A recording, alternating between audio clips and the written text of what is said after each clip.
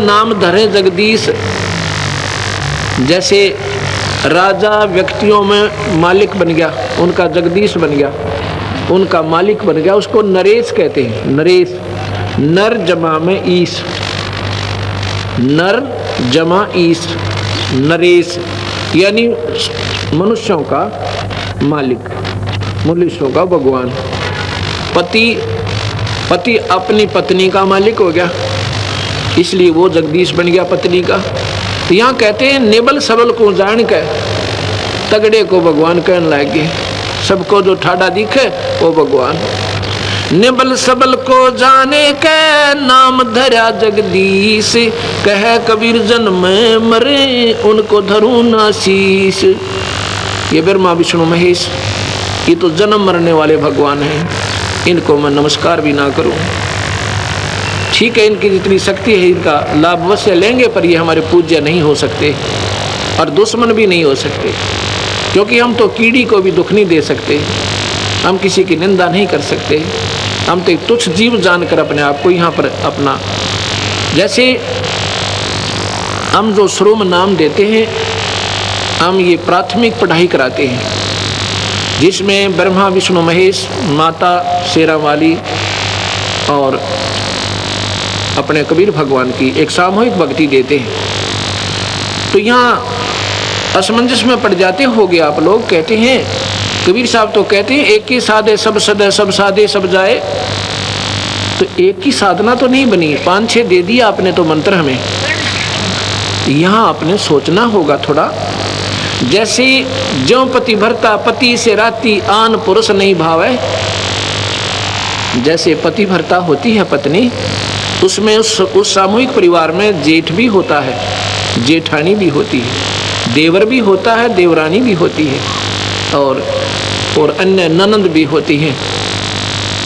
उनका सबका आदर करती है, उनको प्यार से बोलती है, उनका जितना, जैसे जेठ को पति पिता के समान आदर देती है, देवर को अपने पुत्र के समान या भाई के समान आदर देती है, ननंद छोटी को अपनी पुत्री के समान आदर देती है, और बड़ी को अपनी बहन के समान आदर देती है। लेकिन जो आदर पति को देती है, जो उसका समर्पण पति में है, उनमें नहीं हो सकता, ना देवर में हो सकता, ना जेठ में हो सकता। लेकिन उनके दुश्मन भी नहीं बनना है, फिर वो पति भरता भी नहीं होती जो एक दूसरे से राग द्वेष लड़ाई झगड़ा रखे। तो हम ये 5 जो मंत्र आपको प्राथमिक देते हैं, ये ऐसे है, ये हमारे परिवार है। ब्रह्मा विष्णु महेश कोई नहीं, ये हमारे इस 3 लोक के राजा हैं। हम इनके नियम के अंतर्गत रह रहे हैं, इनका हमने टैक्स देना है। ये प्राथमिक जो पढ़ाई मैं आपको देता हूँ, ये ऋण मुक्त होगे इस मंत्र पे। यहाँ की सुविधा उपलब्ध होंगी, यहाँ का आपको पूरा लाभ मिलेगा। पर हमारी जो हृदय में जगह अपने इष्ट में रहेगी, जैसे पत्नी की अपने पति में होती है। जब वो घर से अलग होती है, जब उनको न्यारा कर दिया जाता है, भिन्न होते हैं, परिवार से अलग हो जाते हैं, वो फिर अपने पति के साथ चली जाती है। देवर जेठ जेठानी में उसकी कोई श्रद्धा नहीं होती। ऐसे हम यहाँ से जब जाएंगे, हमारा ब्रह्मा विष्णु महेश से कोई लगाव नहीं होगा। हम अपने कबीर भगवान के चरणों में ही अपने पति रूप में उसके स्वीकार करके जाएंगे। हम उसकी आत्मा है। वैसे तो सारी आत्माएं ब्रह्मा विष्णु महेश भी उसी की है, पर ये काल के सरदार बन गए, इसलिए अड़ सरदार कोई बन जाओ, वही भगवान से दूर। कोई भी प्रभुता पालो, छोटी मोटी, कोई सरपंच बन जा, आश्रम का महंत बन जा, या प्रधानमंत्री मुख्यमंत्री बन जा, वो भगवान से दूर हो जाता, उसमें मान बढ़ाई आ जाती है। और यह जीव की सबसे बड़ी दुश्मन है, ये नहीं आनी चाहिए। भगवान का और मान का बिल्कुल खड़ा एक्सीडेंट है। अभिमान नहीं चाहिए हमने, ना मान चाहिए। हम तो नौकर हैं इस दाता के, आपके सेवक हैं सबके। हमारी ड्यूटी ये लादी, हम अपनी ड्यूटी ये कर रहे हैं। आपकी ड्यूटी है बर्तन साफ करने की, दरी बिछाने की। आप भी नौकर हो, हम भी सेवक हैं दाता के। अपने अपने कर्म बांट रखे, अभिमान नहीं चलेगा। अभिमान रावण का नहीं चला, जिसके पास सर्व संपन्नता थी, तो अभी अभिमान नहीं चला सके। अभिमान नहीं चलेगा, किसी का भी नहीं चलेगा, चाहे यहाँ पर अरबपति है, चाहे करोड़पति, चाहे कितना सिमन करता है, चाहे दान करता है। अगर अभिमान कर दिया, वो निष्फल है, उसका किया काया सब खत्म हो जाता है।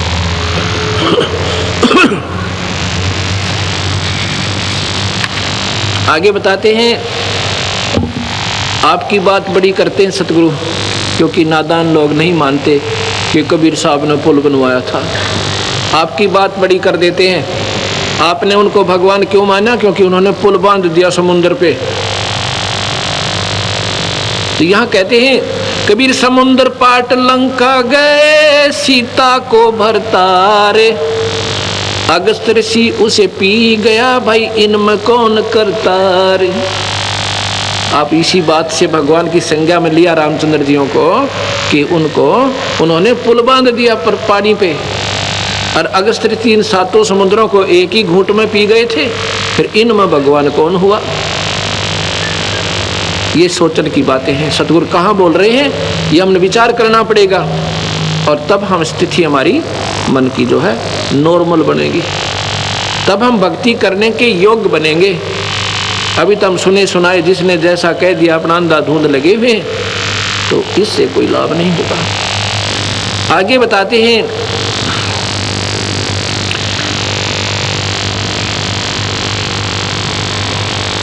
गिरवर धारो कृष्ण जी, द्रोणागिरी हनुमंत। गोवर्धन तो उठाया भगवान कृष्ण ने, इसलिए उनको भगवान माना कि उन्होंने पहाड़ उठा लिया। और कहते हैं द्रोणागिरी हनुमंत, हनुमान जी ने द्रोणागिरी पहाड़ उठाया।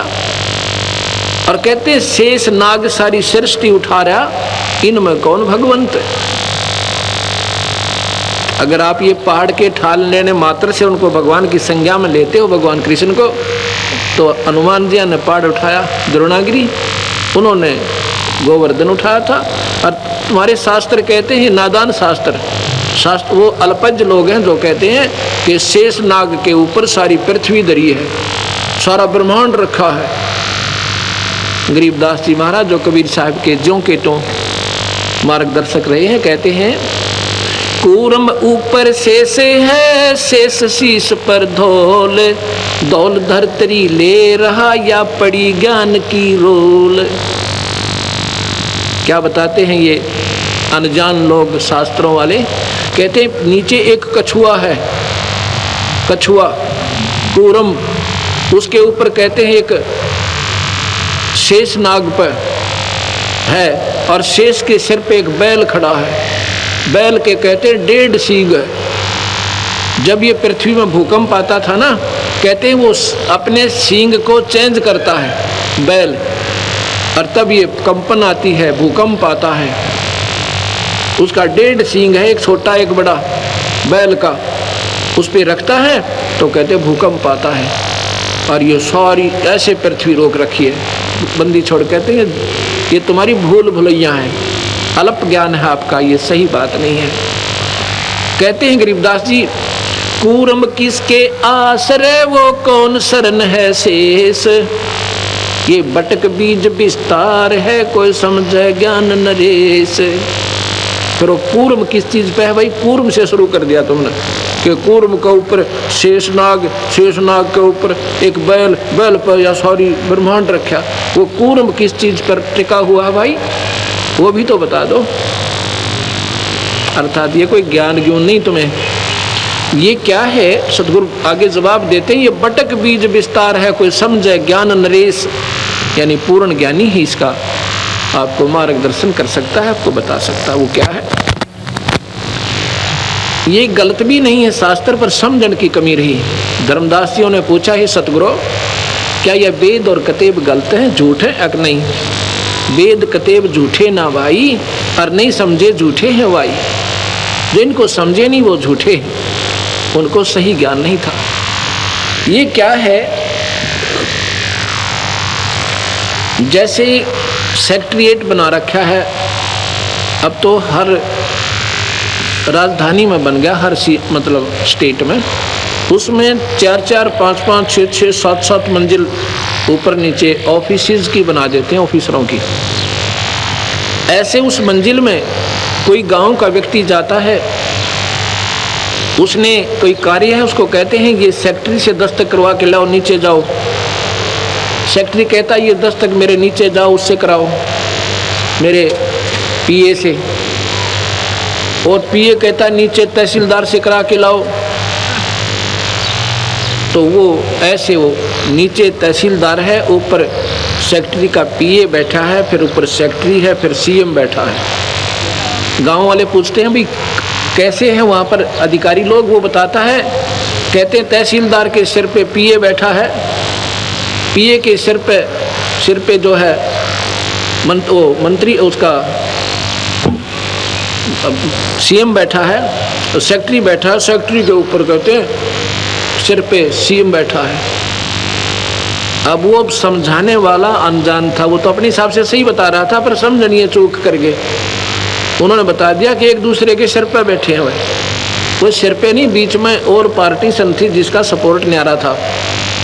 ऐसे ही ये लोग जैसे बीच में, या गुरुत्वाकर्षण कहो, इसको प्रानंदनी शक्ति कहा सतगुरु ने, इसकी शक्ति के आधार से ये न्यारे न्यारे पार्टीशन हैं और अपने अपने स्थान पर ये टिके हुए हैं, ये ईश्वरीय शक्ति से रुके हुए हैं। यहाँ कहते हैं इनको कोई जानकारी समझे, बटक बीज विस्तार है, कोई समझो ज्ञान नरेश। एक वट वृक्ष होता है, वहाँ जड़ से चलती है, लंबा टाला पहुँच जाता है, मन 100 फुट लंबा, 50 फुट लंबा, वो वहाँ टहनियाँ भी नीचे को आ जाती हैं। वो कहिए कहाँ पे रुका हुआ है, ये रोकने वाली एक मूल और है पेड़ जो जिसको सबको रोके हुए है। ऐसे ये शक्ति सतगुरु की ये सारे ब्रह्मांडों को रोके हुए है। ये कबीर भगवान की शक्ति है जो सबको रोके हुए है। आगे बताते हैं, बंधन काटे विपत में, कठिन कियो संग्राम, चिन्हो रे नर प्राणिया, ये गरुड़ बड़ो अकराम। अब आगे सुनो आपके भगवान की। कहते हैं एक बार एक संत ऋषि ने एक ने साधना कर रखी थी नाग देवता की। उसने कहते हैं नाग फांस एक उसको शस्त्र दे दिया था। उसने वो नाग फांस शस्त्र छोड़ दिया, जिससे भगवान राम को भी ऐसे बांध दिया जैसे रस्से से बांध देते, नीचे ना हाथ, और उन सर्पों ने जाकर के उनको ऐसे जकड़ दिया, सारी सेना को बांध दिया, और भगवान एक जड़ की तरह खड़े हुए हैं रामचंद्र जी। तो फिर कहते हैं गरुड़ जी से पुकार करी, भगवान नाम न छुटवाइए, हमारी रक्षा करो गुरुदेव। जब गरुड़ ने जाकर वो नाग जो है ना खाए, वो बंधन काटे, जब राम मुक्त हुए, अब बंदी छोड़, कहते हैं चीनो रे नर प्राणिया, यो गरुड़ बड़ा राम, ये भगवान राम बड़ा हुआ कि ये गरुड़ जी बड़े हो गए उससे। ये भगवान है पर ये पूर्ण नहीं है, ये 3 लोक के ईश्वर हैं। और ये जो कथाएं हैं भाई, ये काल के अधीन है। ये काल भगवान है यहाँ का, सारी सृष्टि का 21 ब्रह्मांड का उसके पास रिमोट कंट्रोल है, और वही सबको नचा रहा है, वही कर्म करवाता है, वही जीव को फिर इसमें कर्मों में ही बांध कर और नचाता है।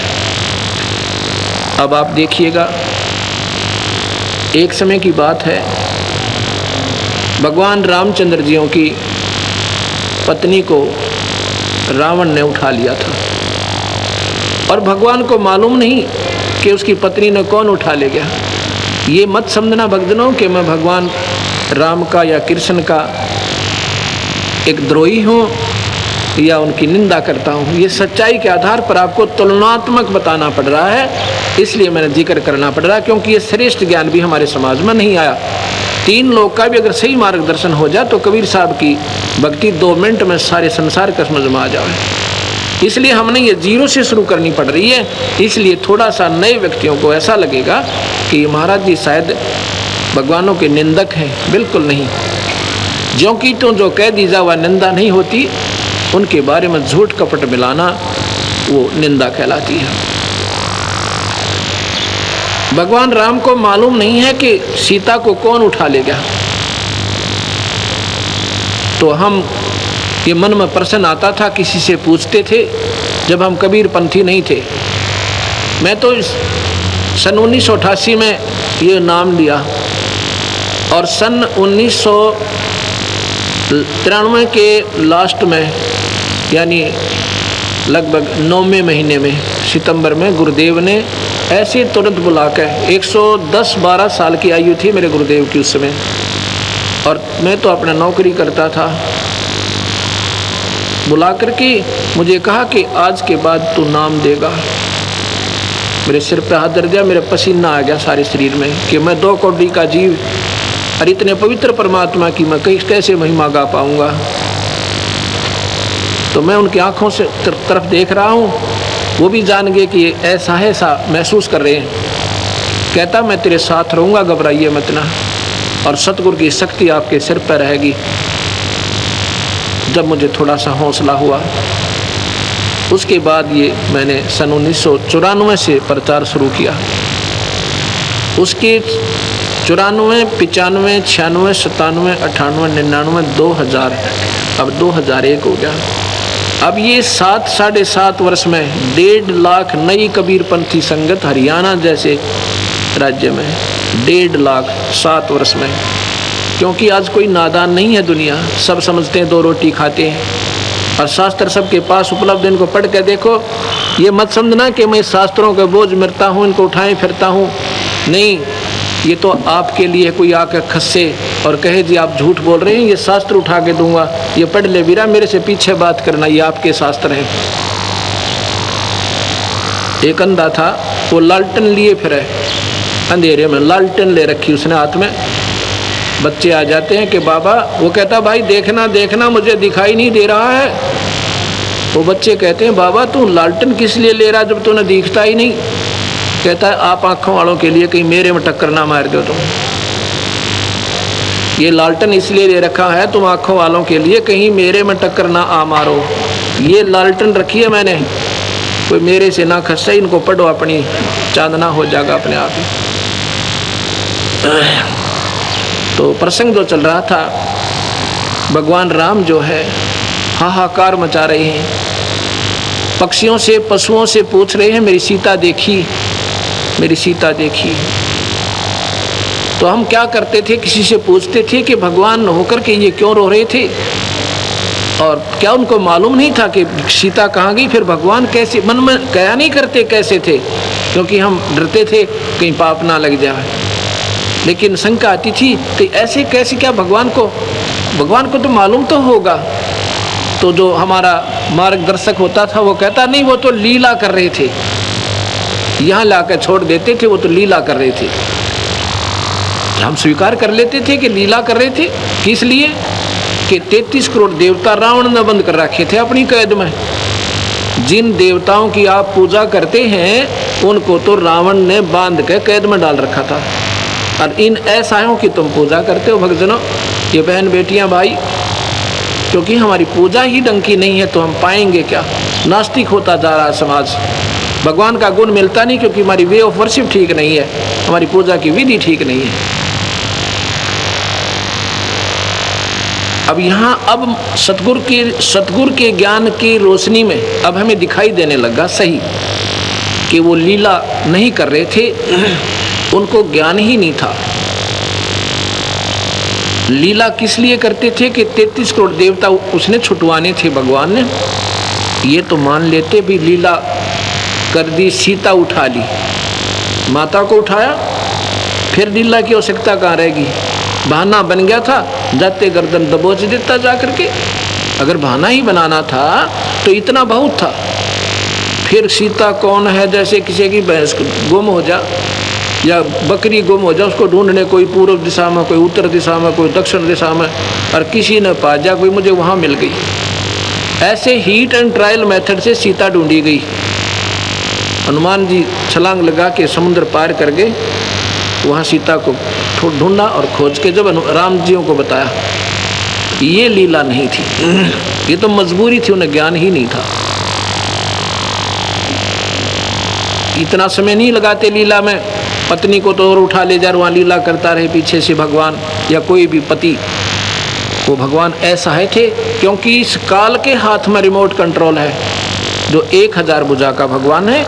ये ब्रह्मा विष्णु महेश केवल 4 भुजा के हैं, और कबीर साहब असंख्य भुजा के, बिना गिनती के। 4 भुजा का प्रतीक समझो 4 हॉर्स पावर, ये 4 हॉर्स पावर के समझो। इनकी माता है वो 8 हॉर्स पावर की है, उसकी 8 भुजा है। इनके पिता हैं 1000 हॉर्स पावर के, समझ लो।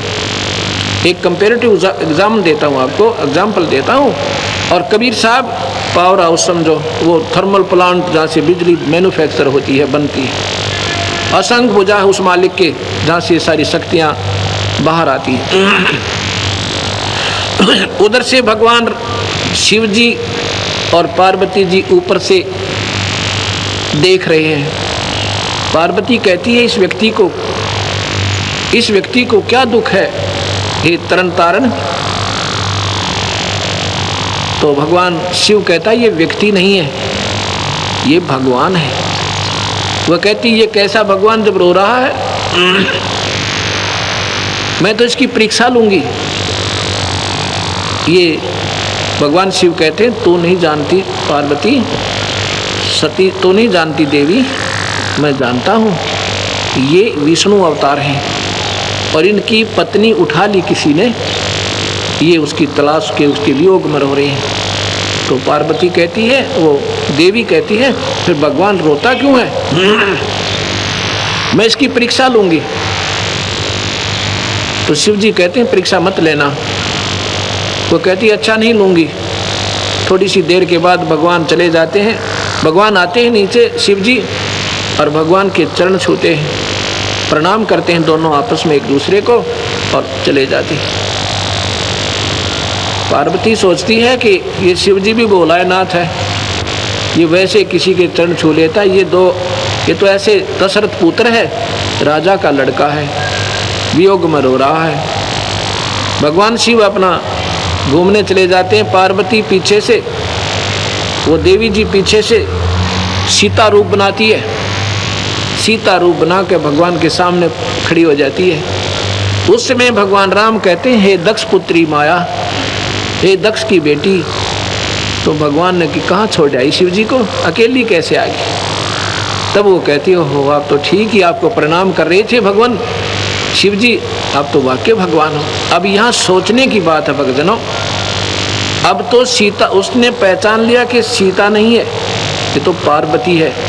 और उस समय भगवान को मालूम ही, तेरी सीता गई कहाँ है, ये क्या चीज है, ये समझना होगा अपने। और यही समझाने के लिए सतगुरु का ज्ञान, ये सारी भूमिका आपको बता रहा हूँ कि ये काल जो है 21 ब्रह्मांड का एक रिमोट कंट्रोलर है।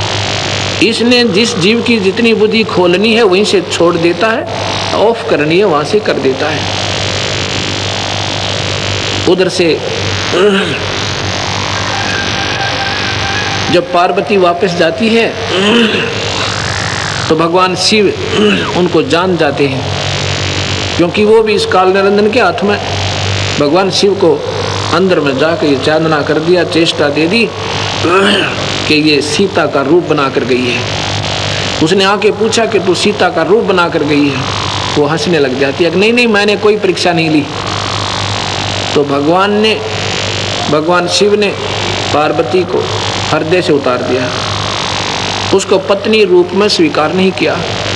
क्यों नहीं किया? उसने कहा कि तू मेरी माँ का रूप बना के गई है, अब तू मेरी पत्नी नहीं रही। माँ क्यों कहा? ये 3 भाई हैं, बड़ा ब्रह्मा है, दूसरा विष्णु है, तीसरे नंबर का शिव है। क्योंकि शिव का बड़ा भाई जो विष्णु हुआ और बड़ी भाभी माँ के तुल्य होती है। ये हमारा एक संविधान है, ये एक हमारा आचरण होना चाहिए कि बड़े भाई की पत्नी माँ के तुल्य दृष्टिगोचर होनी चाहिए। इसलिए उसने कहा कि तूने आज मेरी माँ का रूप बना लिया, तो मेरी पत्नी नहीं रही। भगवान शिव ने उसको अपने हृदय से तलाक दे दिया, अपने हृदय से चाहा नहीं। पार्वती भी इस बात को जान गई कि अब ये पक्का अनाड़ी है और इन्होंने जो निश्चय कर लिया ये दोबारा स्वीकार नहीं करेगा तुझे। उसके बाद क्या होता है, अब मैं शास्त्र सुनाऊंगा पर आपने ऐसा लगेगा जैसा कि महाराज जी, क्योंकि शास्त्रों के सुनाए बिना हमें, जैसे मैं बताऊं कि SHO जो थानेदार होता है, अब थानेदार ने कोई सोचा कि सुप्रीम पावर है, सारे जिले का मालिक है, और मैं कहूँ नहीं भैया नहीं, ये तो इसका कर्म, इसकी क्रिया ही न्यारी है, ये तो एक सुरक्षा का प्रतीक है और इसका कुछ सीमित क्षेत्र है, ये ज़्यादा नहीं है। उसका जो पुजारी है वो महसूस कर सकता है, जिसने नहीं ज्ञान, क्योंकि वो तो उसने बहुत बड़ा शक्तिशाली मान रहा था। लेकिन वो थानेदार को थानेदार कहना कोई निंदा नहीं है, डीसी को डीसी बताना, तहसीलदार को तहसीलदार बताना कोई निंदा नहीं। कोई नादान उनको प्रधानमंत्री माने बैठा हो तो उसकी गलती है कि वो गलत सोच रहा था।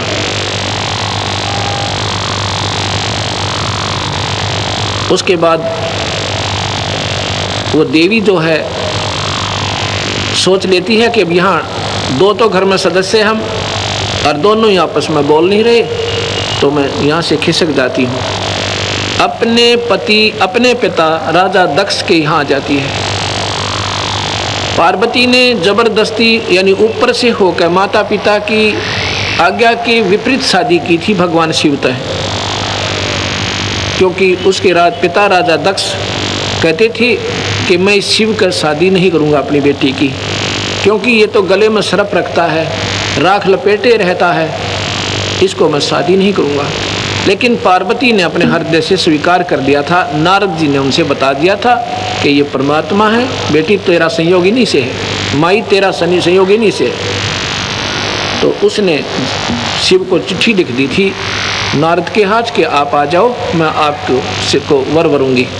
तो भगवान शिव चले गए थे, राजा दक्ष की नहीं बसाई थी, तो पार्वती ने उसको लड़की उस देवी ने उनका माला डाल दी थी, यानी भगवान शिव ले आए थे पत्नी रूप में।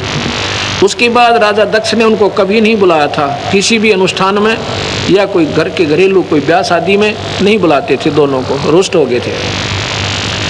अब वो जो देवी है वो पार्वती समझो, वो वहाँ पहुँच जाती है राजा दक्ष के घर पर। उसमें वहाँ पर एक यज्ञ हवन चल रहा था, यज्ञ हो रहा था, राजा दक्ष ने की थी। तो उस राजा दक्ष को ये मालूम था मैंने भगवान शिव को नहीं बुलाना, वो रुष्ट होगा मेरे तय, और रुष्ट होगा तो यज्ञ में बाधक बनेगा, मेरी यज्ञ को खंड करेगा। इसके लिए भगवान विष्णु से और ब्रह्मा से विशेष प्रार्थना की थी कि मेरी यज्ञ आपके हाथ में संपूर्ण करानी, आप मेरी रक्षा कीजिए। दोनों के दोनों विराजमान थे उस यज्ञ में राजा दक्ष की सुरक्षा के लिए। उधर से जब वो देवी जाती है, वहाँ पर क्या कर रखा था कि जो रिश्तेदार बहनों के बटेऊ, लड़कियों के बटेऊ यानी पति, वो जो आए हुए थे, या कोई गणमान्य महापुरुष आए थे, या कोई सिद्ध पुरुष ऋषि थे, और जो नहीं आए थे जिनको आमंत्रित किया हुआ था, उनके आसन लगा रखे थे न्यारे न्यारे, और जो रिश्तेदार नहीं आया था उसका हिस्सा सबके सम्मान न्यारा न्यारा उसके खाली स्थान पर, उसके आसन पर रखा जा रहा था। पूजा भी और उसके कपड़े भी, जो कुछ भी उसमें वो पुरोहित आदेश देता था। लेकिन भगवान शिव का उसने देखा, देवी ने घूम कर चारों तरफ, भगवान शिव का ना कहीं आसन था और ना ही उनका हिस्सा निकाला हुआ था। इस बात से बहुत अक्षुब्ध हो जाती है देवी, बहुत नाराज हो जाती है, अपनी माँ के पास जाती है, क्योंकि बेटी का माँ के ऊपर ही जोर चला कर है। माँ के पास जाके कहती, माँ ये तुमने क्या कर रखा है, आपने अपने दामाद का ना कहीं हिस्सा रखा है ना उनका आसन दिया है, ये तुमने गलत किया है। अब माँ कहती है, बेटी मैंने तेरे पिता से प्रार्थना की थी पर वो नहीं माना, वो कहता है इस लड़की ने मेरे साथ मजाक किया है, मेरी बेइज्जती करवाई है, मन मर्जी से शादी की है, अब मैं उनको ना बुलाऊं ना उनका हिस्सा रखूं। बेटी ना तो तू मानी मेरी बात, ना तेरा पिता मानता, अपने पिता से पूछो जाके। राजा दक्ष के पास जाती है, पिताजी आपने अपने दामाद को आमंत्रित नहीं किया। तो राजा दक्ष कहता, तुझे किसने किया, तू क्यों आई यहाँ पे? ऐसा क्योंकि इससे हमें थोड़ी शिक्षा चाहिए कि हमने कभी भी किसी से अभद्र व्यवहार नहीं करना चाहिए। आगी थी बच्ची, कोई बात नहीं, प्यार देते, कोई बात ना बेटा, अपना कारण बताते, प्यार से कहते। लेकिन कहा कि तू किसने बुलाई थी यहाँ पर, बिना बुलाए नहीं आना चाहिए किसी के यहाँ पर। पार्वती ने सोचा कि इस जीने से मर जाना अच्छा है। वो देवी जो है हवन कुंड बड़े बड़े बनवा रखे, उसमें नो पूरा घी डालें और लपट जाम ऊंची ऊंची अग्नि की, उस हवन कुंड में गिर जाती है, आत्महत्या कर लेती है। आत्महत्या कर लेती है, उसके बाद उनको सती की पदवी दे दी गई कि वो सती होगी। उनको सती जी कहा जाने लगा। उधर से भगवान शिव ने इस बात का ज्ञान हुआ कि ऐसे ऐसे पार्वती का अनादर हुआ सती जी का, और उन्होंने आत्महत्या कर ली। कहते हैं भगवान शिव ने अपने बालों से एक बाल पाड़ा जटा से और जमीन पर पटक दिया। ये शिव पुराण रखा मेरे पास, तो ये ना समझना कि महाराज जी भगवान की वैसे अपने घर पे कथा गाते होंगे। ये शिव पुराण मेरे पास रखा, इसमें न्यू का लिख रखा है। उसने एक बाल पाड़ा, जमीन पर पटका, उसमें से कहते हैं एक कालभद्र की उत्पत्ति हुई, वीरभद्र की। डील डोल बहुत ऊंचा लंबा चौड़ा, और कहता आदेश तो भगवान क्या करना है। भगवान शिव ने आदेश दे दिया कि राजा दक्ष की गर्दन उतार दे जाकर, सारी ले जा, भूत प्रेत ये सब सेना तेरे साथ हैं, ये गण सबको ले जा।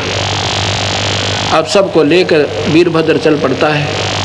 राजा दक्ष के सभा में इस बात का ज्ञान हो जाता है कि वीरभद्र आ रहा पूरी सेना लेकर और तबाह मचा देगा। सब राजा लोग खिसक जाते हैं, चले जाते हैं। भगवान ब्रह्मा भी और विष्णु भी वहां से चलने की तैयारी करते हैं। उस समय राजा दक्ष कहता है, ब्रह्मा और विष्णु तो प्रार्थना करते हैं कि भगवान मैंने आपकी आड़ लेकर, आपकी ओट लेके, आपका सहारा लेकर मैंने यज्ञ शुरू किया था, आप तो मत जाओ, आप तो मेरी रक्षा करो। ब्रह्मा कहता नहीं भैया नहीं, वीरभद्र के सामने कौन अपना सिर कटवावे, हम नहीं रुकते। ब्रह्मा तो चले गए। कहते हैं भगवान विष्णु रुक जाते हैं काफी आग्रह करने से। तो वहां क्या होता है, वीरभद्र आ जाता है, विष्णु जी की और वीरभद्र का आमना सामना हो जाता है। वीरभद्र ने भगवान के तीर मारा, और कहते हैं भगवान जो है विष्णु जी शतबद्ध हो गए, मूर्तिवत हो गए, हिले टहले नहीं जा रहे। फिर वेद मंत्र बोलने वालों ने वेद मंत्र बोलकर भगवान की सतबता दूर करी। फिर भगवान विष्णु भाग गए। न्यो का न्यो लिख रखा है इस जीव पुराण में। अब यहाँ से इस भगवानों की समर्थता, इनकी सर्वशक्तिमान होने का प्रमाण शास्त्रों से ही बता रहा हूँ आपको। ये कितने सर्वशक्तिमान हैं और कितने ये समर्थ हैं। ये तीन लोक के ईश्वर हैं, ये चार भुजा के भगवान हैं। इनमें जितनी शक्ति है आम जीव से ज़्यादा है, क्योंकि ये परमात्मा है। आपको परमात्मा की भी सब परिभाषा बतानी पड़ेगी। परम माने श्रेष्ठ, उच्च आत्मा है। ये आम जीव से उच्च आत्मा है, श्रेष्ठ आत्मा है, उत्तम आत्मा है। इनमें दयालुता भी ज़्यादा है, इनमें सहनशीलता भी ज़्यादा हमारे आम जीव से, इसलिए इनको परमात्मा कहते हैं, श्रेष्ठ आत्मा, उठी हुई आत्मा, उच्च आत्मा। और इसलिए इनको इन तीन विभागों के मालिक बनाया जाता है। जैसे IAS ऑफिसर होते हैं, उन्हीं को उस पदों पर रखा जाता है, अन्य को नहीं रखा जाता। ये परमात्मा ये हमारे से परम है, आम जीव से परम है, इनसे परम इनके पिता है परमात्मा, जो 21 ब्रह्मांड के मालिक है। उस 21 ब्रह्मांड की परमात्मा से और ऊपर एक परमात्मा है, वो परब्रह्म है, वो अक्षर पुरुष है। अक्षर पुरुष से ऊपर भी एक और परमात्मा है, इनसे भी श्रेष्ठ आत्मा है, वो कबीर भगवान है, जो सब परमात्माओं के परमात्मा है। ये परमात्मा की परिभाषा आपके समझ में आ गई होगी। तो भगवान वीरभद्र जो है, आगे जाके भगवान तो भाग गए, वीरभद्र ने राजा दक्ष की गर्दन काट दी। ऋषियों ने प्रार्थना की शिव जी के पास जाके, आपके ससुर को जीवित कर दो। हाहाकार मच गई। कहते हैं जाओ एक बकरे का, किसी भी प्राणी का सिर ले आओ काट के। बकरे का सिर काट लाए भगवान शिव ने और राजा दक्ष की गर्दन पर जोड़ दिया।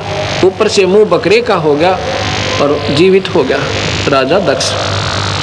फिर जाकर के भगवान ने पार्वती को ढूंढा, कहाँ है वो जली हुई। उनका अस्थि पिंजर कंकाल पड़ा था, जला हुआ, बाहर निकाल दी थी तुरंत ही। उसका सारा हाड़ चाम, सारा चाम और मांस जल चुका था। केवल हाड बकाई थे, बोन्स बकाया थी, केवल हड्डियां थी। उस अस्थि पंजर को शिवजी पार्वती समझ के इतना उसके अंदर मोह उत्पन्न हो गया, इतना मोह उत्पन्न हो गया कि अंधा हो गया। उस कंकालों को उठाकर भगवान 10,000 वर्ष तक शिवजी ऐसे हाहाकार करता हुआ, रोता हुआ, पार्वती पार्वती बिलखता हुआ घूम रहा है और उसको अपने छाती से दूर नहीं कर रहा। अब यहाँ सतगुरु महाराज कहते हैं इस काल भगवान ने ये 5 विकार जीव का लगा रखे हैं, काम, क्रोध, मोह, लोभ और अहंकार। कामदेव है विषय वासना, जो संतान उत्पत्ति होती है जिससे, उसको काम कहते हैं, सेक्स जिसे कहते हैं। इसमें 10,000 हाथियों जितनी ताकत है, 10,000 एलिफेंट पावर। और फिर उसके बाद क्रोध, इसमें 15,000 हाथियों जितनी ताकत है। और फिर काम, क्रोध, लोभ, इसमें 20,000 हाथियों जितनी शक्ति है। और मोह के अंदर 30,000 हाथियों की शक्ति है। इतना हमारे अंदर ये 5 कैप्सूल दे रखे हैं हमारे अंदर काल ने, ये 5 इंजेक्शन लगा रखे हैं जो समय समय पर जीव को नचाते रहते हैं। ये जीव के बस का नहीं है। ये तो सतगुरु कबीर भगवान जो इनसे ऊपर की शक्ति है, उसकी साधना से विकार नॉर्मल होते हैं, उस सतनाम के सिमरन से ये नॉर्मलाइज होते हैं। नहीं तो आम जीव को झूठी सुख की साधना करके चाहे मैं इनको खत्म कर लूँ, कभी नहीं होगा। ये प्रमाण मैं इसलिए दे रहा हूँ, इसमें कई आपको प्रश्न आपके सुलझेंगे। तो जी फिर देखा भगवान ने, विष्णु जी ने, कि भगवान शिव तो कति अंधे हो गए, इनको कंकाल नजर नहीं आ रहे, इनको पार्वती नजर आ रही है, इनका मोह भंग किया जाए। भगवान ने सुदर्शन चक्र छोड़ा और उसके अस्थि पंजर खंडा दिए। आंख पड़ी हुआ नैना देवी, दड़ पड़ा हुआ वैष्णो देवी, ये मंदिर बना दिए बाद में। उन मंदिरों में वो शक्ति नहीं है। यही तो हमारी भूल है कि हम, भगवान ने जिन चीज़ों को मना किया और उनको हम बढ़ावा देते जा रहे हैं। भगवान ने मूर्ति पूजा बंद की और मंदिर नहीं बनवाए। हमें मंदिर की आवश्यकता नहीं, ये हमारा मंदिर है जो शरीर के अंदर बना हुआ है। एक भक्तजन कहने लगा कि आप मूर्ति को प्रणाम करते हो और कहते हो मूर्ति की पूजा मत करो, आप स्वयं मूर्ति पूजक हो। अब उस नादान ने कौन समझावा, क्योंकि वो बेचारा, उन्हें ज्ञान ही इतना मिला हुआ है पूजा क्या चीज़ है और प्रणाम क्या चीज़ है। Pranam is the part of the puja. ये पूजा नहीं है, ओनली रिगार्ड अपने इष्ट को। अब हम अपने इस मन पापी अहंकार रूपी राक्षस को मारने के लिए कि हमारे सामने स्वरूप सतगुरु का है, नमन कर दिया, ओनली रिगार्ड दिया, पूजा नहीं की। पूजा की बहुत लंबी चौड़ी व्याख्या है। पूजा के अंदर सर्व सब चीज़ें आ जाती हैं, दान भी, धर्म भी, हवन भी, सिमरन भी है, ये सब मिलाकर पूजा कहलाती है। एक प्रणाम कर देना पूजा नहीं, ये रिगार्ड ओनली, ये एक आदर है सतगुरु का, ये पूजा नहीं है। और उसको हम, चाहे वो पत्थर की है चाहे कागज की, हमारे लिए उस ईश्वर का स्वरूप दिखाई देता है। इसलिए हमारा हृदय गदगद भर जाता है। सतगुरु ने केवल इस बात पर आश्रित कर देना, हो जाना कि ये भगवान शिव की मूर्ति है, ये भगवान है, इस पर पूजा करो, इस पर पानी चढ़ाओ, पतासे चढ़ाओ, फूल चढ़ा दो और ये मूर्ति भोग लगावेगी। नहीं, उस मूर्ति का बनाना, उस भगवान के गुणों को याद दिलाना। जैसे हम कोई गंदी पिक्चर देखते हैं, तस्वीर, हमारे अंदर गलत प्रेरणा आती है।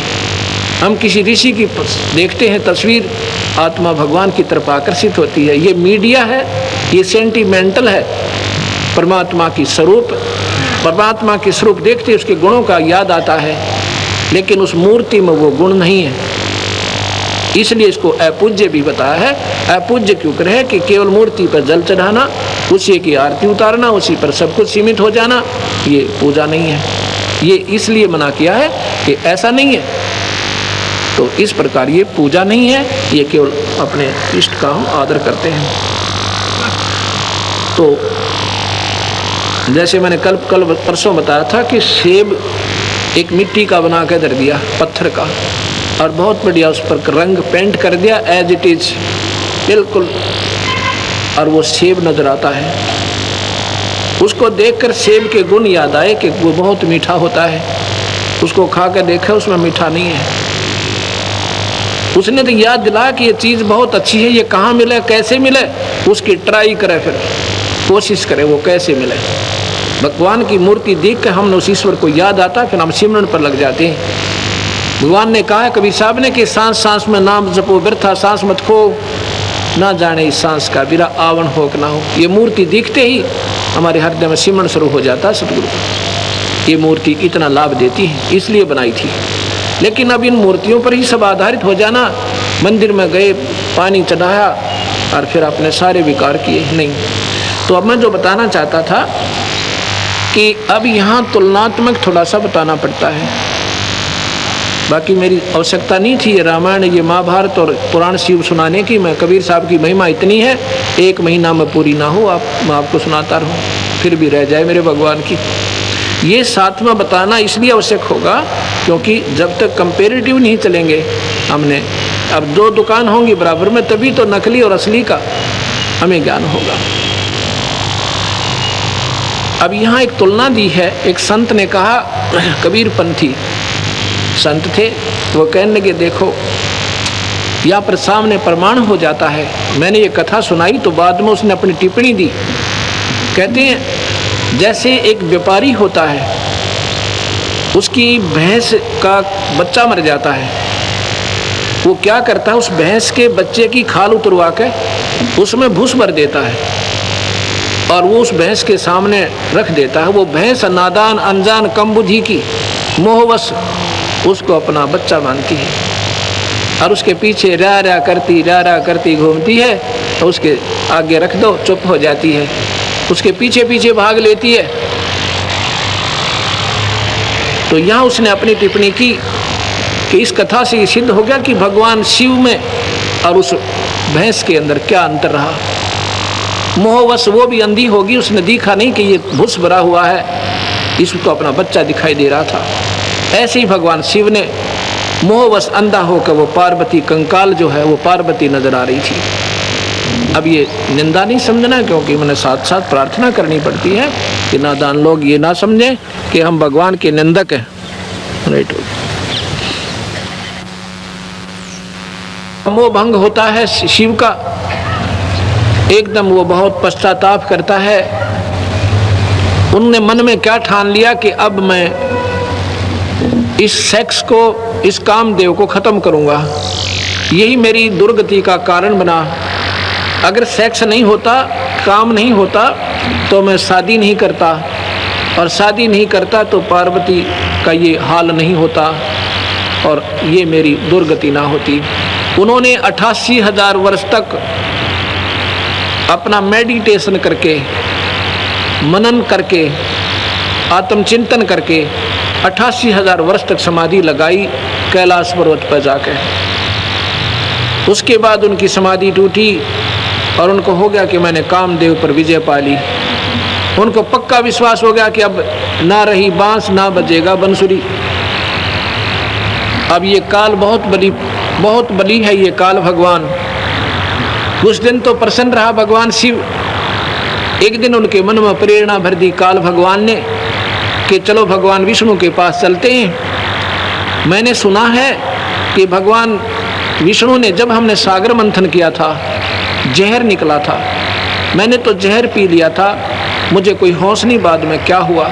सुना है कि देवताओं ने अमृत का कलश ले लिया था और भगवान विष्णु ने एक लड़की का रूप बना के, औरत का रूप बना के उनको मोहित करके मदहोश कर दिया था।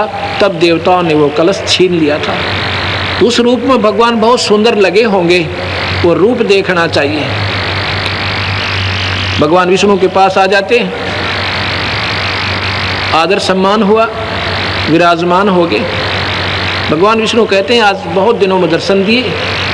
तो कहते हैं मैं तो 88,000 वर्षों के बाद साधना करके आया हूँ।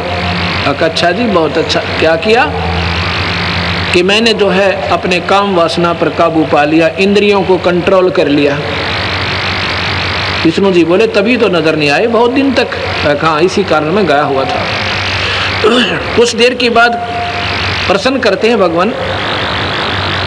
कहाँ, विष्णु जी कहते बोलो मेरा एक जिज्ञासा है, मेरी एक प्रार्थना है। क्या?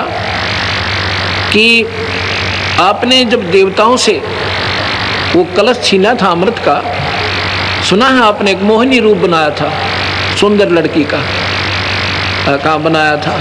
न्यू बना, वो मान नहीं रहे थे, वो लड़ने को तैयार हो गए थे। हम कमज़ोर थे, वो ज़्यादा शक्तिशाली थे। तो आपने क्या किया था? आपने मोहिनी रूप बनाया था। हाँ जी, ये भगवान वो मोहिनी रूप मुझे एक बार फिर दिखा दो, एक बार फिर बना के दिखाओ। मुझे तो याद नहीं, क्योंकि मैं तो नशा हो गया था मेरे को जहर का, और मैं नहीं देख सका ये सारी लीला। विष्णु कहने लगा भोलेनाथ, ये बार बार थोड़ा ही बनाया जाता, कोई समय था जो बनना पड़ गया, अब थोड़ा ही बनूंगा मैं। अक नहीं, मुझे एक बार वो रूप दिखाओ। अरे नहीं तो मैं ये बैठा तेरे बार ने आ गया, आपके द्वार से मैं हिलता नहीं। विष्णु जी ने सोचा ये तो समाधि भी 88,000 वर्ष लगा लेगा, और द्वार पर तो हटा नहीं, इसलिए इसको भाई यहाँ से चलता करो, इसकी शर्त पूरी करता हूँ। कहता अच्छा जी। इधर उधर की बातें करी। कहते यूँ तो मुझे शर्म आती है, मैं अंदर जाता हूँ फिर बन के आऊँगा, अग जाओ तो। वो तो अंदर चले जाते हैं, बाहर बैठे हुए थे। इतने में भगवान दूसरी तरफ जंगल में एक सुंदर लड़की के रूप में दिखाई देते हैं, और भगवान भी शिव ने देखा इधर उधर कोई देख तो नहीं रहा है, उठ के उस लड़की के पीछे भाग लिए। ऐसा शिव पुराण में लिखा हुआ है। उस लड़की के पीछे भाग लिए जो बहुत अश्लील वस्त्र पहने हुई थी, अर्धनगर शरीर था। वो लड़की आगे आगे, भगवान शिव पीछे पीछे। काफी दूर भाग के उसका हाथ पकड़ लिया। उससे पहले भगवान की बुरी हालत हो चुकी थी शिव की, ऐसा शिव पुराण में लिखा। मैं यहाँ वर्णन भी नहीं कर सकता आपके सामने। और जब हाथ पकड़ा तो भगवान विष्णु अपने स्वरूप में आ जाते हैं। उनका स्वरूप देखकर शिव जी कहते हैं तेरी लीला तू ही जाने है। विष्णु बोला तू कह रहा था मैंने 88,000 वर्ष हो गए और साधना कर ली, इंद्री जीत ली, क्यों पागल हो रहा बावड़े, इसमें कुछ ना दे रहा। ये काल बलि जो है इन सबको नचा रहा है। गरीबदास जी कहते हैं, कबीर साहब समझो गरीबदास इनकी एक ही, क्योंकि जो सतगुरु के शिष्य हैं वो उन्हीं की बोली बोला करते हैं। गरीबदास जी ने लिखा है कि सरंग भरंग कुरंग मतंग भरंग और सरंगा इंद्री पांच ठगो तिस अंगा। इसका क्या तात्पर्य है? शब्द सप्रस रूप रस गंध, ये 4 विषय हैं हमारे जो इस काल बलि ने इस जीव के ऊपर ठोप रखे हैं, इनको ये नचा रहे हैं। फिर कहते हैं तुमरे संग पांचों प्रकाशा योग युगत की झूठी आशा। एक विषय के वश होकर शब्द, ये कान का विषय है, मीठे मीठे शब्द या गाने सुनना ये भी विषय है। जब इन विषयों से भी आपकी आत्मा दूर हो जाएगी और भगवान के चिंतन में, उसके सिमरन में, उनके गुणों में बैठकर रोना शुरू करोगे, तब आपकी आत्मा भगवान की तरफ अग्रसर हुई है। नहीं तो ये मीठी मीठी आवाज़ें सब सुन सुनकर राजी हो जाते हैं। पद गाया मन हर्षिया और साखी कहा आनंद, सो तत नाम न जानिया, गढ़ में पड़ गया फंद, ये कबीर साहब कहते हैं। कुरंग, कुरंग कहते हैं हिरण को। हिरण में कान का विषय होता है। वो कान के एक शब्द करता है शिकारी, उस शब्द की ऐसी एक सारंगी से तान बनाता है और वो उसके वश होकर प्राण त्याग देता है, उसके चरणों में जाकर के टिक जाता है, मत्था टेक देता है, अपनी जान खो देता है, वो विवश है। ऐसे ही फिर कहते हैं शब्द सप्रस, हाथी के अंदर काम वासना ज्यादा होती है। हाथी पकड़ने वाले एक हथनी सिखा कर ले जाते हैं, पढ़ाई हुई होती है, एक गड्ढा खोद देते हैं नीचे लंबा चौड़ा, और उसमें घास ऊपर डंडे डालकर, बांस डालकर, मिट्टी डालकर घास ऐसे लगा देते हैं जैसे यहाँ खड़ा ना हो। उस हथनी को हाथियों के झुंड में भेज देते हैं। वो हाथी के चारों तरफ स्पर्श करती है, उसको वासना जगाती है, फिर भाग लेती है। उसके पीछे 2-3 हाथी भाग लेते हैं। वो वहाँ आकर के और वो पकड़ने वाले ऊपर वृक्षों पर चढ़ जाते हैं, अपना दूर उनको दिखाई नहीं देते। हाथी अंधे होकर भाग लेते हैं, हथनी उस स्थान को बाई काट कर जाती है, बाईपास करके और सीधी फिर भाग लेती है। हाथी सीधे भागते हैं, वो सारे के सारे उस गड्ढे में गिर जाते हैं और फिर उनको नचाया जाता है, उसके वश हो गए। शब्द सप्रस रूप रस, रूप है जैसे आपने ये पतंगे देखे होंगे दीपक पर जलकर मर जाते हैं, उनमें विषय होता है, उनको वो रूप विषय विवश होते हैं। रस जो है भौरा, रस है मछली, मछली जो है जीभ के कारण विवश हो जाती है। मछली पकड़ने वाला एक मांस का टुकड़ा और एक हुक में डालता है, लोहे के हुक में, कांटा कहते हैं उसे, और पानी में छोड़ देता है। वो नादान उसको खाने के लिए मुंह लगाती है, वो खींच देता है, उसके ऊपर उसके मुख में वो कांटा फंस जाता है और बाहर पटक देता उठा के, रस के कारण वो मर गई, जान खो दी। और गंध, भंवरा जो होता है फूल के ऊपर बैठ जाता है, जो बड़े फूल होते हैं उसमें इतना विवश हो जाता है, उस पर उठा नहीं जाता और वो फूल बंद हो जाता है शाम को, वो 12 घंटे में मर जाता है, उठता नहीं। यहाँ गरीबदास जी कहते हैं कि तुम रे संग पांचों प्रकाशा, इस मनुष्य शरीर में काल ने ये पांचों ही लगा दिए कि कहीं ये भक्ति ना कर ले, कहीं इसका छुटकारा ना हो जाए। तुम रे संग पांचों प्रकाशा, योग युगत की झूठी आशा। अब भगवान शिव जैसे महापुरुष 88,000 मेडिटेशन मननशील, ये भी नहीं यहाँ से पीछा छुटवा सके। सतगुरु महाराज कहते हैं ये तुम्हारी झूठी आशा है। मैं बताता हूँ आपको, सतनाम देंगे हम।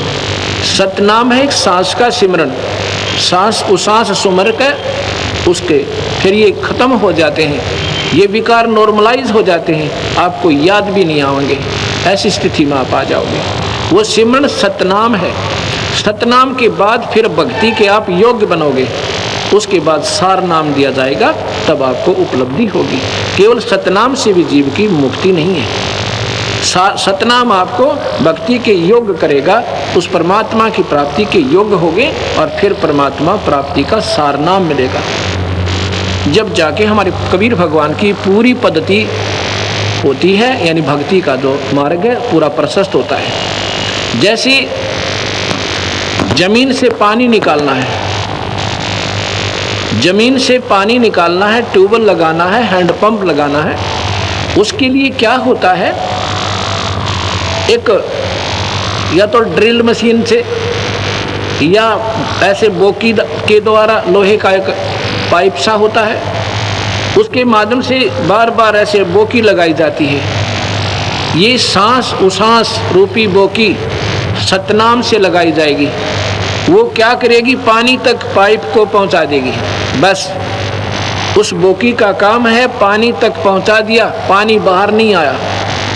उसके लिए फिर मशीन बांधनी होती है, हैंडपंप की न्यारी, उसने फिर पानी बाहर किया। सतनाम आपको सतनाम आपको पार ब्रह्म के अंतिम छोर तक पहुंचा देगा। पार ब्रह्म के बाद हमने पूर्ण ब्रह्म के अंदर जाना है, वो लाभ लेना है, वो सार नाम रूपी हैंडपंप आपने और लेना होगा जब वो पूर्ण प्राप्ति होगी। इनकम, क्योंकि नाम जो है सतगुरु ने, नाम का ही आसरा, शब्द के सहारे जीव जाएगा। कोई न सोचे कि वैसे ही हो जाएगा, ऐसा नहीं। सतगुरु ने कहा है कि सांस सांस में नाम जपो, इसलिए कोई जपने का नाम है और सांस के ही द्वारा है। उसी का प्रमाण गरीबदास जी ने दिया है, जो कबीर साहब ने डायरेक्ट उनको नाम दिया था। लिखा हुआ अपने शास्त्र में, गरीबदास जी ने, कबीर साहब ने धर्मदास को वही नाम दिया, सतनाम। वो लिखा हुआ कबीरपंथी शब्दावली में कि धर्मदास को ये मंत्र दिया और इसका सिमरन बताया कि धर्मदास अंतिम सांस तक इस सतनाम का सिमरन करना, और फिर मैं तुझे सारनाम दूंगा। ये सारनाम के योग्य बहुत कम प्राणी होते हैं, लेकिन सतनाम भी निष्फल नहीं जाता। मुक्ति नहीं होगी तो मनुष्य शरीर आपको अवश्य मिलता रहेगा। हो सकता है फिर परमात्मा स्वयं आ जाए या हमारे जैसे जीव की ड्यूटी ला के आपको फिर सुलझा जाए। तो इस प्रकार धर्मदास को कहा, धर्मदास तो लाख दुहाई ये सार शब्द कहीं बाहर नहीं जाएगी, आम व्यक्ति को नहीं बताने योग्य होता। 64 लाख थे सतगुरु के, उन 64 लाख में से एक धर्मदास था जिसको मालिक ने सार शब्द दिया था। अन्य योग्य नहीं हो पाए, बल्कि वो तो सतगुरु में विकार निकाल कर, सतगुरु में बुराई ढूंढ कर उनसे दूर हो गए थे। ये अब आज और कल में सतगुरु की महिमा बताऊंगा आपको। अभी आप सुन रहे थे कि दसी सरप ने जब जाए पुकारी इंद्रमती अकुलाए, आपने तुरंत करी साहे बरहुली मंत्र सुनाने वाले, धन धन सतगुरु सत कबीर भगत की पीड़ मिटाने वाले। एक चंद्र विजय नाम का द्वापर के अंदर एक राजा हुआ, उसकी पत्नी का नाम श्रीमती इंदुमती था। इंद्रमती भी कहते हैं उसको, इंदुमती भी कहते हैं। वो बहुत धार्मिक विचारों की आत्मा थी। अब जैसा भी उनको मार्गदर्शक कोई गुरु मिला था, उसने कहा कि एकादशी का व्रत रखा कर बेटी, और संतों का आदर करा करो, आए संत को भोजन करावे, इससे तू फिर रानी बन जाएगी। कभी जब आपका 84 लाख जूनी भोगने के बाद कभी मनुष्य शरीर मिलेगा तो आप फिर रानी बन जाओगी, ऐसा पुण्य करना। क्योंकि यहाँ का संविधान है कि जीव करे का किए हुए का कर्म ही भोगेगा, उसमें फेर बदल नहीं होता। उसके आधार पे ये आज पुण्य करते हैं तो कभी जब मनुष्य शरीर होगा इनको दे देगा काल भगवान। बीच में 84 लाख भी जाना होगा, स्वर्ग भी जाएगा और नरक भी जाएगा। ये पूरा प्रोसीजर बना रहेगा, इसमें चेंजमेंट नहीं होती। और सतगुरु महाराज इसमें पूरा चेंजमेंट कर देते हैं। कबीर साहब की आत्मा का धर्मराज लेखा नहीं लेगा, तो उसके कागजों से बाहर होती है, वो सतगुरु के पास जाती है, उनको फिर पुनर्जन्म मिल जाता है। अगर उनकी भक्ति पूरी ना होती है, वो ना तपस्या पर जाते, ना नरक में जाते, ना स्वर्ग में जाते। उनको फिर मालिक अपनी शक्ति से, उनको अपने कोटे से, उनकी करने के आधार पे और जन्म देता रहेगा, मनुष्य शरीर मिलते रहेंगे। कितने मिलेंगे ये उनकी कमाई के ऊपर होगा। अगर उस मनुष्य शरीर के दौरान फिर कोई संत मिल जाता है सतगुरु का, उनको फिर आगे नाम देकर उनकी कमाई फिर करवा जाएगा, या तो पार हो जाएंगे और नहीं उनकी फिर मनुष्य शरीर जोगा जुगाड़ फिर जुड़ जाएगा। तो इंद्रमती ने क्या सोचा, अगर ऐसे ही रानी बनते हैं तो उसने संकल्प कर लिया कि रोज आना एक महात्मा को भोजन कराऊंगी। ज्यादा आ जाए तो मेरे भाग, कितने आओ पर कम से कम एक को, महापुरुष को, भक्तात्मा को रोजाना भोजन कराऊंगी। पीछे भोजन किया करूंगी ताकि मैं भूल ना जाऊं। उसने ऐसा ही सब पास पास अपना संतों से आमंत्रित करें। कोई रोजाना 100, कोई 200, कोई 5, कोई 20 रोजाना भोजन खाने आ जाते हैं।